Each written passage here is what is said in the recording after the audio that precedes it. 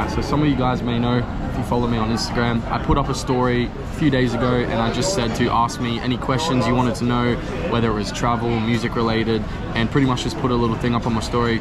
Bunch of you guys asked questions. Got so many questions here to go through, but I'll pretty much just pick the either most asked ones or just like a bunch of the best questions. So yeah, I'm gonna go through and answer some of those right now. So first question I'll answer tonight. I had quite a few of you guys asking about this, and it was pretty much just asking about collabs and stuff with me. So at the moment, I'm not focusing too heavy on collabs. I do a lot of collabs generally. My rule is with collabs, if I fuck with you, if I fuck with your music, I'll do a collab with you. But generally, it's not a big focus for me at the moment. I just don't have the time that I used to do collabs, so I'm not doing as many these days. I'm pretty much just collabing with, you know, artists that I'm homies with in the scene, and that's pretty much it at the moment. But hey, by all means, if you got something that you want me to hop on, send it my way. If I mess with it, I might jump on it, but at the end of the day, it's a bit more rare these days that I do collabs. I'm very selective with it. It's been like 10 minutes. We're on Chang 2, baby. There's a lot of head on that one. Okay, next question was, how's the weather over there? And that's something a lot of people were interested in knowing. Now, as you can imagine, it was very, very hot. Every day was humid, sweaty every day, but not to the point where you can't cope with it. Like I mentioned in one of my earlier vlogs, I'm from Queensland. I'm used to the heat, so the temperature over there was not too different than what we get on a regular basis over in Queensland, in Brisbane, where I'm from. So look, I was fine with it. Of course, I was wearing t-shirts, shorts, hat every day, and yeah, I was fine, man. Sweaty, but not to the point where it was unbearable. I'd say what I noticed is it was average like every day, pretty much 31, 32 degrees. So look, man, if you can handle a bit of heat, it's fine. Just don't wear black, all black like me maybe. I literally wear all black everywhere, so I attract more heat wherever I go. But just don't wear as much black, or just don't wear big heavy clothes. I just wear t-shirts, shorts everywhere like that, and yeah, man, I was fine. I coped with it just good. Okay, I always like answering this question. So this next one is, what got you into music? Now, that's a whole journey, man. Very, very young age, I started getting into music. Shout out my mom. I was brought up around music all my childhood. It was constantly around me, so I like to say I had no choice and I had to go in this direction, and I'm grateful that it ended up this way. My mum used to be a singer at a very big church. I was around that from the age of like 2-3 years old. I was constantly up on stage with her, at her rehearsals. I was singing karaoke. I instantly was in love with music from pretty much being on the earth for a couple years, man. So from that point, it just continued to blossom, and eventually when I left school, I started doing music properly, making my own songs and taking it seriously. When I was in school, I dabbled a little bit, making songs for fun, but it wasn't until I left school that I took it very seriously, and yeah, now here we are, man. What's up, man? What's your name? My name is Baya. Yeah? It was very good meeting you, brother. Where are you from? Where are you from? Cambodia? Yeah. Ah, amazing. And you're going back home now? Yeah. My flight is on 9 p.m. 9 p.m. Yeah, same here. I'm going back to Australia. Ah. my man, yeah? Do you want to... I thought you come from UK. UK, yeah, close. A lot of people think that because the accent's similar. Yeah. Oh, thanks for coming over to me, bro. It was good meeting you, man. So, where... That was wholesome, man. That guy just came up and he's like, I recognize you from somewhere. And yeah, man, that's so crazy. He was fully like, I've seen you online before. And I was just sitting next to him for a while there. And then he walked away, but then he came back and he's like, I've seen you somewhere. Bro, what the heck? All the way out in Thailand, man. And that guy was from Cambodia, man. What a legend. Shout out him. Shout out him.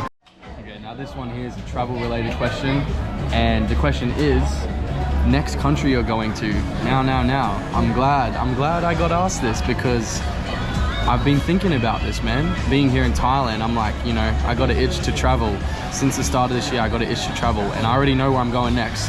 The next country I will be going to is Vietnam. Yes, that's right. I'll be going to Vietnam next. And pretty much my goal of 2025 is to conquer as much of Southeast Asia as I possibly can, man.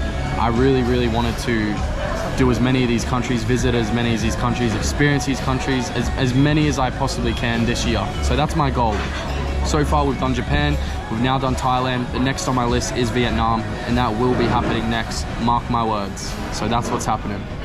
Okay, next question we had here. So this one was actually a comment that someone left on my YouTube channel, and he's just asked here, he said, just saw your video on the main page, very entertaining, great video, thank you my man. What camera do you use? What software do you use to edit? I'd like to document my travels for whenever I go, laptop, camera, cables, etc. Alright man, so pretty much bro, for this trip, I have just been traveling via backpack. I put all my stuff in a backpack, don't have any laptop with me. This is actually the first time I've traveled without a laptop, so that was a bit of a new thing for me. I'm a bit of a workaholic, so I like to bring my laptop wherever I go, but this time I said nah, I'm not gonna bring my laptop, although I've still been working every single night just off my phone here. But pretty much man, I use a GoPro Hero 10 to shoot all my videos, and man, GoPro should sponsor me because I literally use this camera for everything. I film all my content on it, all my reels, my TikToks, YouTube videos, everything you see from me pretty much is filmed on this thing right here. And it's just a little portable action camera. It's waterproof, it shoots in 5K, it's amazing, it's a great camera. It cost me about $400-500 bucks. I would highly recommend it, especially if you're traveling. It's really handy. I've also bought one of these, which is just like a little hand grip mount, and that's just like a little, you could use it as a tripod, you could use it as like a, you know, it gives you a little bit more height on it. You could use it as a tripod, you could just use it as a holder, whatever you want. I take it off depending on where I go. If I'm trying to be a bit more portable, I'll take it off, but for the most part, this thing stays on as well. In terms of software, I edit all my videos, all my content, everything you see on CapCut. Now CapCut is a free app. You can pay. I pay, I think, $15 a month to get the pro version. With the pro version, that just gives you a few more features, and also you remove the watermark so it doesn't say CapCut. Highly recommend CapCut, super user friendly. I literally edit everything I film on CapCut. In terms of cables, man, I actually will show you. I bought this, so this thing right here, this came from Amazon. This is like a multi-country, what do you call it, charger here right now. So look, if you are going to Australia, okay, so it's got a specific charger for Australia. This, okay, that's the Australian one. Then say you're going to somewhere like Thailand, for instance.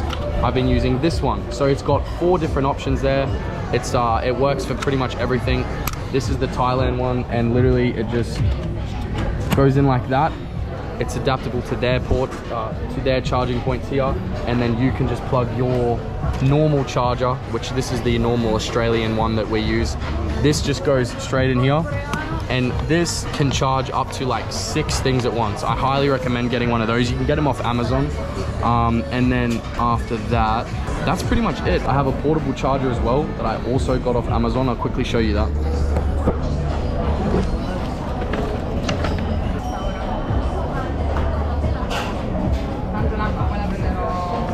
Now this thing here is just a portable charger. You literally can, I use this to charge my phone, I charge my GoPro, my batteries, everything off it is portable. So if you're out and about and you don't have access to a PowerPoint, you can bring this with you. Just make sure you charge this up. You can buy this off Amazon as well. You definitely need one of these if you go traveling. But that's pretty much what I'm running with right now. Pretty straightforward. I keep everything pretty simple and it does the job, man. I've got everything I need. I try to keep it light because, you know, going forward with traveling, I don't want to bring suitcases with me. I want to do backpacking. Okay, next question here. Very good, deep question here. So this one is, biggest challenge you've faced in your career so far and how did you overcome it? Now that's a great question, and what I'll say with this one is biggest challenge I've faced so far is honestly finding the time to put into the craft that I want to.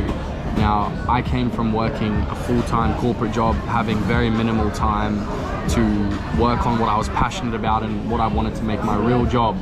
And it wasn't until I kind of changed my perspective a bit, started doing jobs that were less demanding, that I could put more time into my music. And you know, with music being one of those things, it's very hard to make money off of it. There's a lot of avenues you can make money in music. It's very hard to make money off of music unless you're superstar status. You know, you can't live off streams, you can't live off shows unless you're literally packing out venues. getting millions of streams. So for me, the biggest challenge was finding a way to make that profitable so I could be doing my dream as my full-time job, which I am now blessed to be doing. And the way I had to do that was to find another source that I could make income from. And for me, that was engineering. I started engineering for other artists. I've engineered for myself my whole career. Eventually, you know, after doing music for about 5 years, I was grateful enough to be in a very professional, high-quality studio space, and that made it a lot easier for me to start my own business. So I started thinking, how can I make money off this? I'm gonna help other artists. Really, my first thought was helping other artists. I'm very passionate about that. I love to help people achieve what they want to do, get closer to their dreams. So I started engineering. I started helping other artists make what they're passionate about, help them with their music. So now I'm grateful enough to make income off that, and that is the main income from my music, is being an audio engineer. So I record, mix, master. So yeah, I record, mix, master for a lot of other artists from my city. That's how I've started my own business, and that's what's been able to make me take music full time. And I'm able to, with that, put a lot more time into my own music, into my craft. And that was the goal, that was the end goal. But the biggest challenge was getting there and finding a way to make it there. So my encouragement for that would be, find a way, man, make it happen. If you really want it, you will find a way and you will make it happen if you're very passionate about it. Okay, the next question, and I always like answering this question. How did the Paris Shadows collab come to fruition? Now this is a cool story. So this all goes back to when little Christos was in high school. I discovered this guy named Paris, and I just resonated with his music a lot. I became a massive fan. I was listening to it a lot, man. It was really resonating with me. And look, shortly after that, I started making my own music. Yada, yada, yada. Fast forward a little bit. I'm following Paris still. You know, over that time of following him, I would join his Instagram lives, and I would just be a massive fan. I would DM him all the time and all that type of thing. I was a huge fanboy.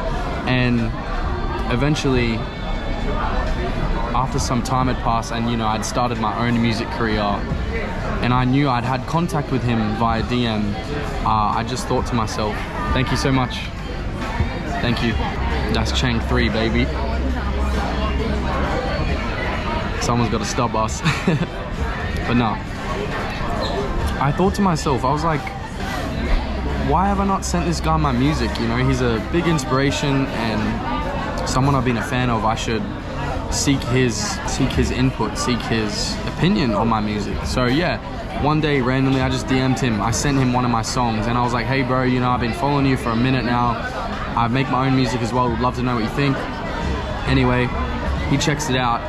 He loves the song, he really likes the song, and he actually says to me, he's like, yo, I feel like we should make a song together. It might really help you get that extra push you need.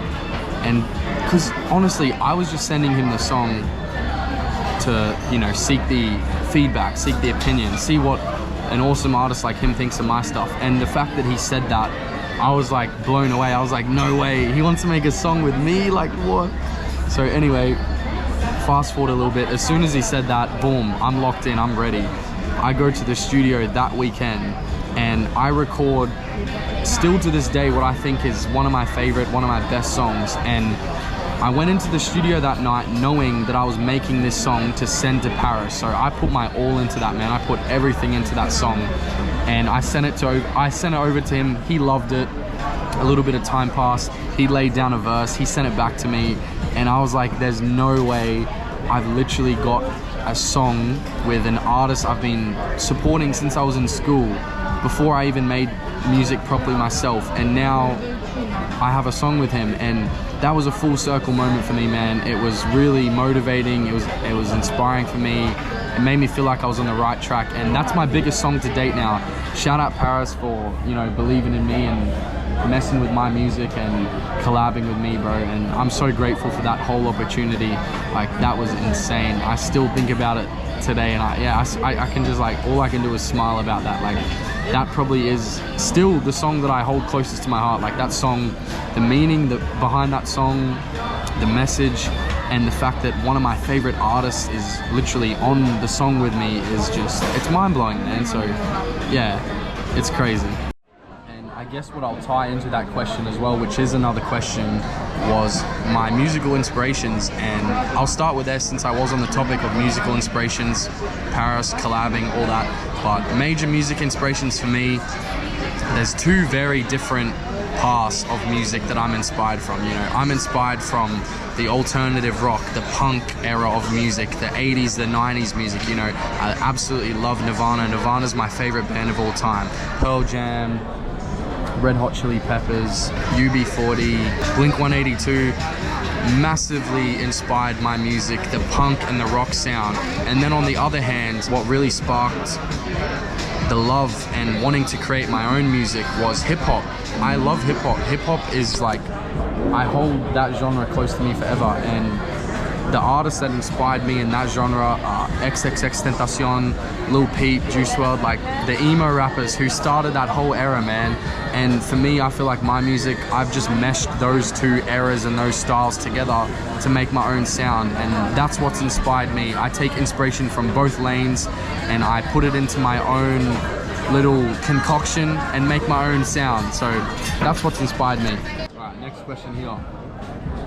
What made you want to travel solo? And now I have to apologize, I am a few changs in, so if these questions start getting a little bit whoa, these answers start getting a little bit whoa, I apologize in advance. But look, what made me want to travel solo? Look, I'm a very independent person. I love doing my own thing, and this is something I've never done before. Go to a whole new country by myself, and I don't know, I was just very intrigued and like excited by the thought of being in a country by myself.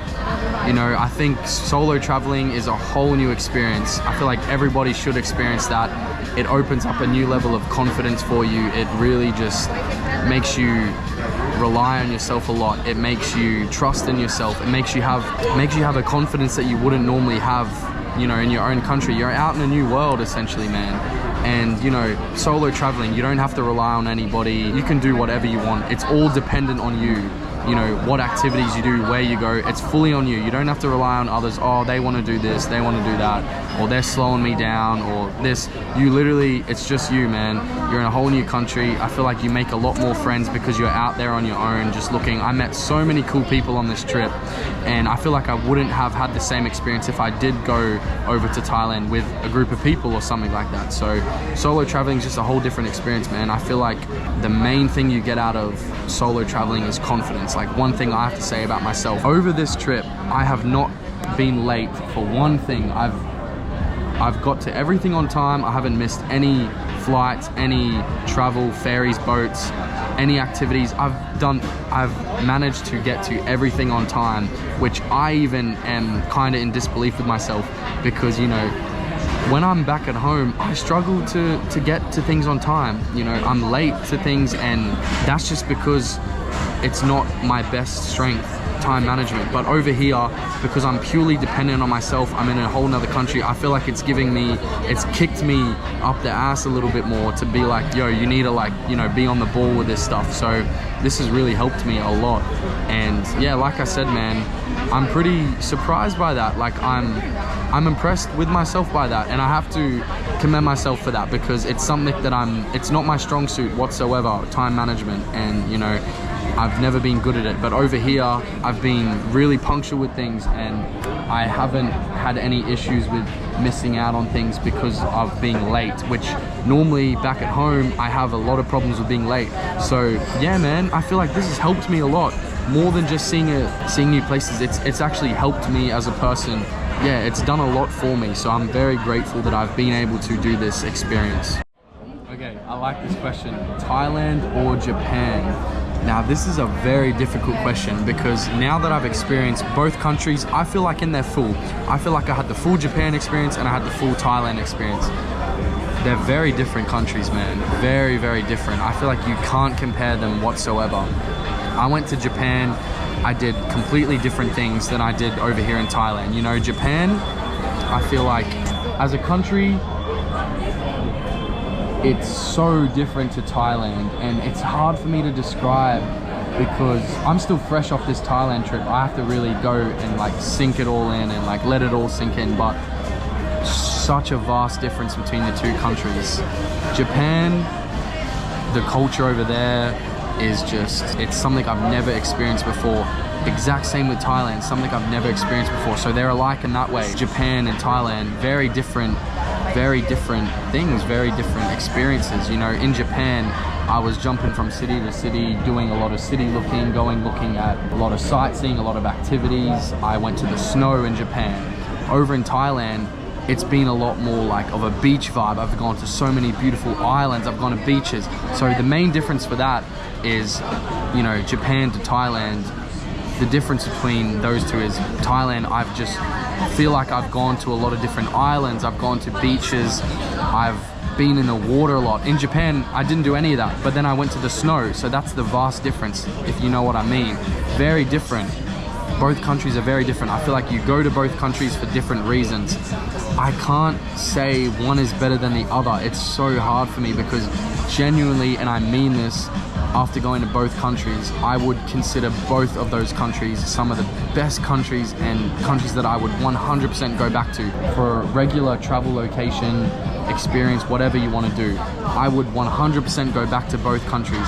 So in terms of which one I would pick, I honestly can't, because I would pick both of them for different reasons. I would pick Japan for, you know, that real city vibe, going to the snow, but then I would pick Thailand for the real authentic culture, going to different islands, experiencing some of the best beaches in the world. I can't compare them, man. It's just too difficult. So I'm sitting on the fence. Which one do I like more? I don't know, bro. I don't know. I'm sorry, I can't answer that question.